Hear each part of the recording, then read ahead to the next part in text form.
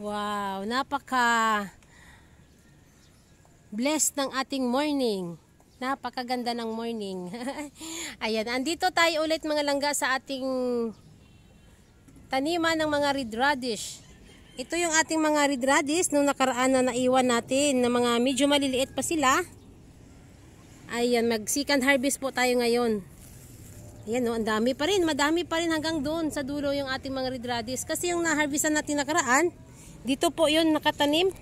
Dito sa may mga sibuyas na mga nailipat ko dito. So nung nakaraan kasi, mga red radish, mga 4 na paso po yung hinarvestan natin nakaraan. So ngayon ito, mga sibuyas na po ang naandito.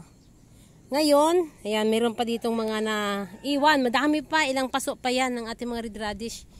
Ayan, mag-harvest na naman tayo. Pangalawang harvest na ito. Ang laki oh. Ang ganda nito oh. Ayan oh. Ayan, na-harvestin na natin yan ngayon dahil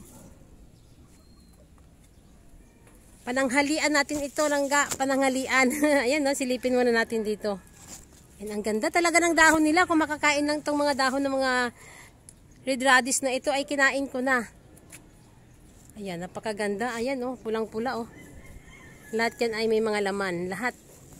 Hanggang doon. Ito yung mga huli nating na i-transfer. Pero may mga ano na sila oh. May mga laman na. Ito nga, akala ko hindi ito maglalaman dahil magkatabi sila. Ayan oh, magkatabi pero naglaman oh. Ito pala kagandahan sa mga red radish kasi kahit magkatabi sila, naglalaman sila. Kahit siksikan sila langga, naglalaman sila. Napakaganda ng laman. Ayan oh. Wow. Ayan, sa mga gusto dyan magtanim ng mga red radish, magtanim na kayo langga, ang sarap nito. Promise, ang sarap niya. Ayan. So ngayon, mag-harvest na tayo. Ha-harvestin na natin yung mga harvest na po natin lahat yung ating mga red radish para magtanim tayo ulit. Ayan yung ating harvestan dyan oh. Ayan, lahat yan, na-harvest na natin. Ayan, hanggang doon. Ayan, na-harvest natin, nandun, oh. Ayan, para magtanim tayo ulit ng ibang gulay naman dito sa ating pinag-harvestan ng ating mga red radish. Ayan, sabay-sabay na lahat yan. May maliit man o malaki, harvest na lahat. Ayan, ang hirap dito kasi mataas yung pwesto dito oh. Nakita nyo yan, ayan oh. Ayan, may mga dragon fruits dyan.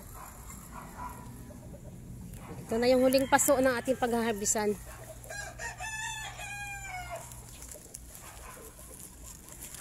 Ayan, sa pinakadulo na ito na paso langga. Nakita mo dyan sa baba oh. Ang ating mga tanim dyan ng mga dragon fruits. Ang dami nilang mga talbos. Nagtangkay na ulit sila. Ang ating tubo nandyan sa ilalim. Ayan, okay. Ito na yung ating harvest langga.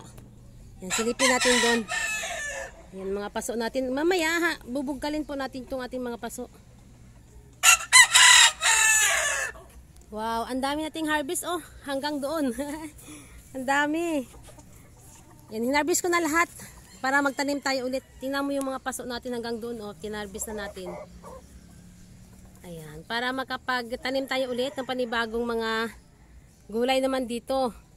Dahil hindi po pwedeng hindi sabay-sabay pagka harvest nito na naka 24 days na ito. Kaya kailangan natin silang harvestin para hindi sila masira.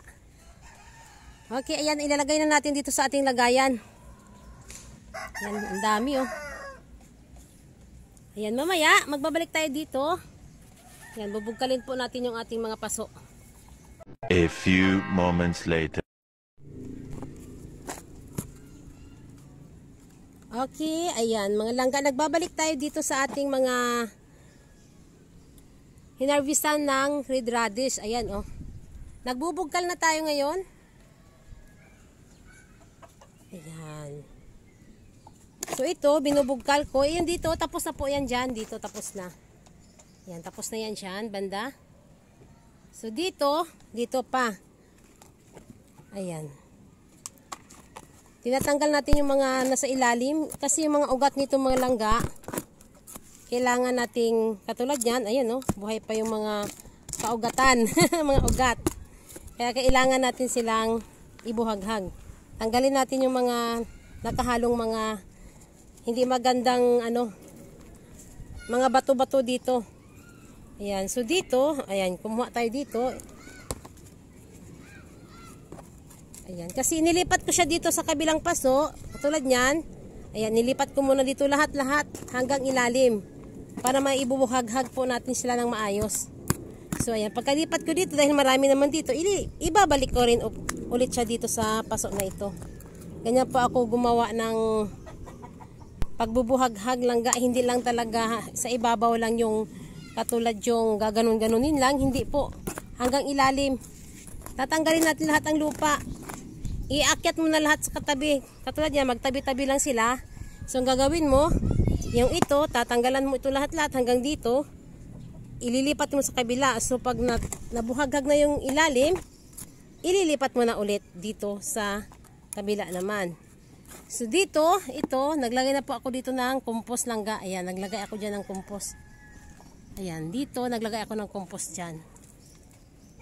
Ayan, dito, maglalagay din tayo ng compost. Pagkatapos natin lahat dito, bugkalin. Lahat yan, bugkalin muna bago tayo maglagay ng compost. Okay, ayan. Magtatapos tayo lang dahil hapon na tayo dito. Ayan oh. Ayan araw oh. Palubog na.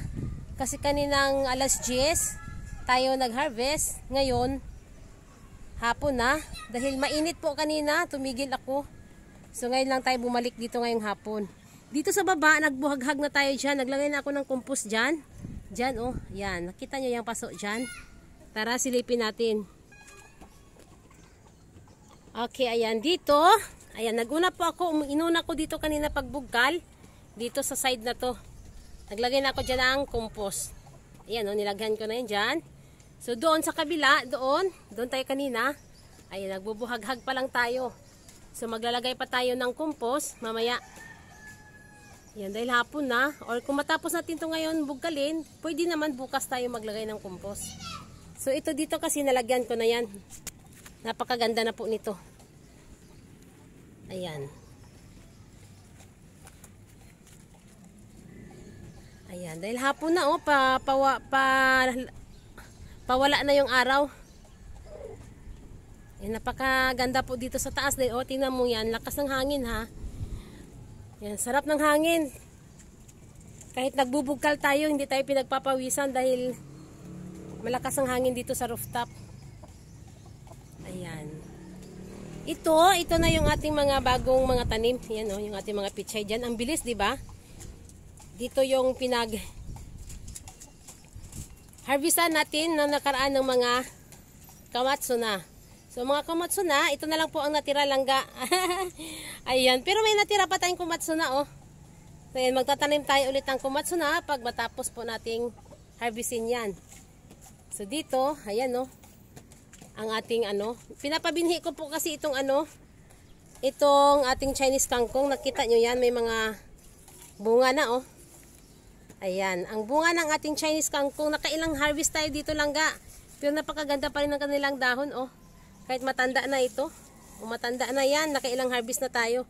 Pero makita mo naman, ang ganda pa rin ng dahon nila kahit nakapaso lang tayo. O diba? Kasi talagang effort talaga masyado ang pagbuhaghag ko dito, paglalagay ng mga compost. Talagang gumagawa tayo ng sarili nating compost para sa ating mga lupa, para magiging mataba po yung ating mga tanim. Ay nakita niyo man yung mga tanim natin diyan, kahit nakapaso, nakita niyo man oh, ang lulusog.